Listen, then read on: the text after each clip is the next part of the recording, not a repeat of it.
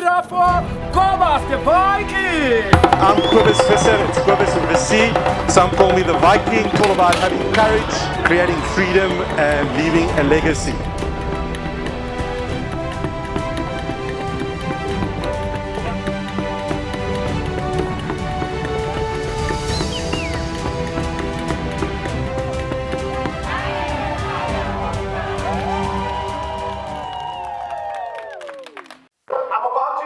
To our guest speaker, who is a really very special person in my life, a really good friend of mine.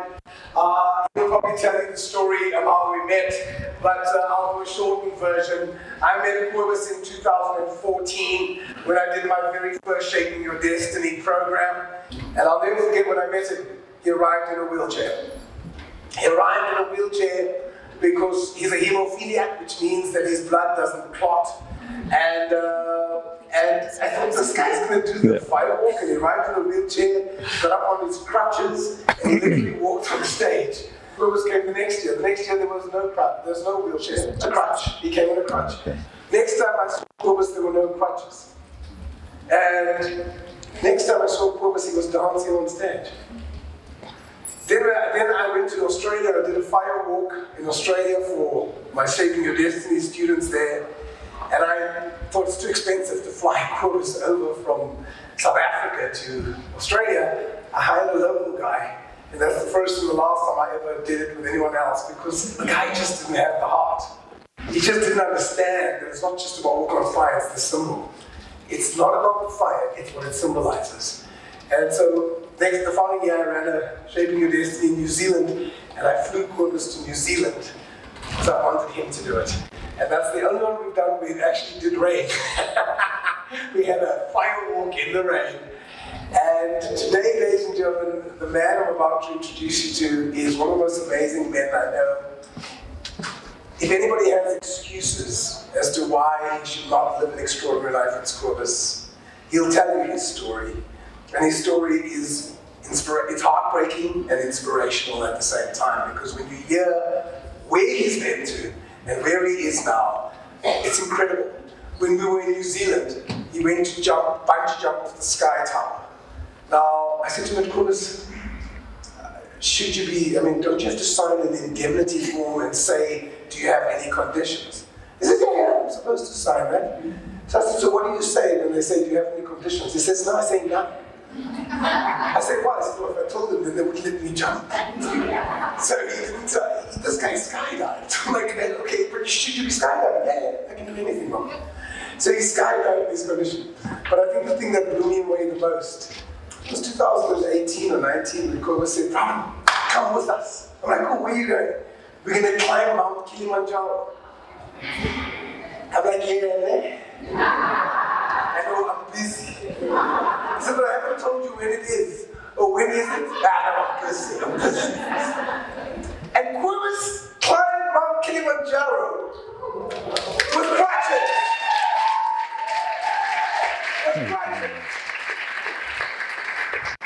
And in the last, since I saw him, there's less of him. Because he because of his condition, he had weight.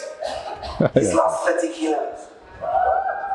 He now is part of the team. Cobus is one of our head coaches, and he does his own thing, but I'm very privileged that he actually coaches some of our students. Some of you might be one of his students at some point. It's an absolute pleasure. He's authentic, he's powerful, he's real.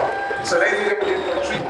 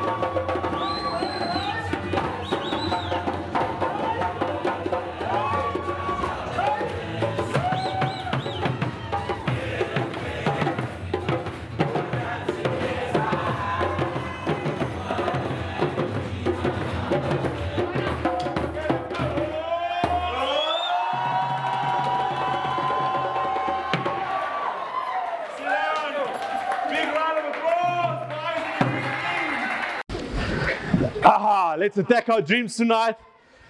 Who here in this room have never walked on fire before? Can I see? Woo! Yeah, you're my favorite. You have the opportunity to lose that virginity on my fire tonight and have your first experience that will change your life. And I will share with you a little bit how fire walking has an impact in my life. Now, as you've heard, I'm Cobus, and just always remember it's Cobus with a C. And if you can't remember Cobus first, just remember the Viking. Right? For some reason, when people remember that, they don't remember my name. So the other day, we're flying to Mexico, me and my girlfriend, and as we're boarding the plane, I just hear, "Hey, Mr. Viking!"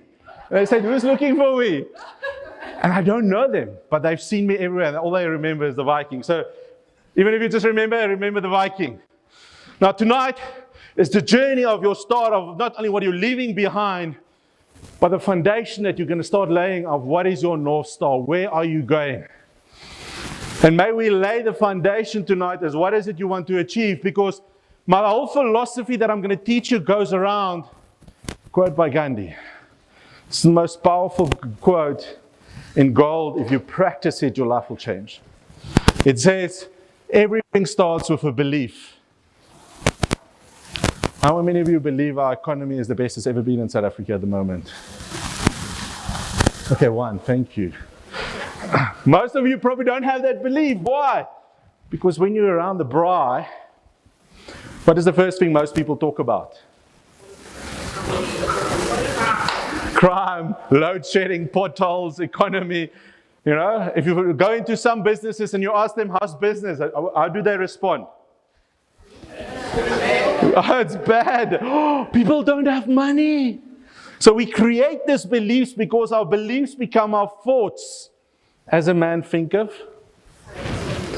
So how do you think about it? So your beliefs impact your thoughts. Your thoughts then become your words. There's even a book that says life and death is in the power of the tongue, and those who love to use it will bear the fruit of it. So what is it you're speaking? You know, when my team starts speaking, and it's like, Cobus, there's clouds out there, or even Robin is out there. Cobus, is it going to rain? I say, no, what is our words? We can't just focus on saying rain. No, what we want is clear skies or dry skies. We suddenly get a different result. Because when our words follows our actions. So what is the actions you're going to take? If someone is negative and have negative beliefs and wants to hold everything, can they take easy risk? Yes or no? No, because they are scared. They live in fear. But if you are positive, you know where you are going, you're willing to step into that and take action, can you take more risk? So what are the risks that you are willing to take? And maybe write down your top 3 animals.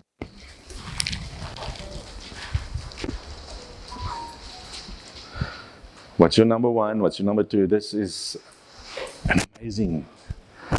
What's your number 1? What's your number 2? This is amazing. By your values, you start attracting the wrong people. I noticed that. Write down your top 3 animals.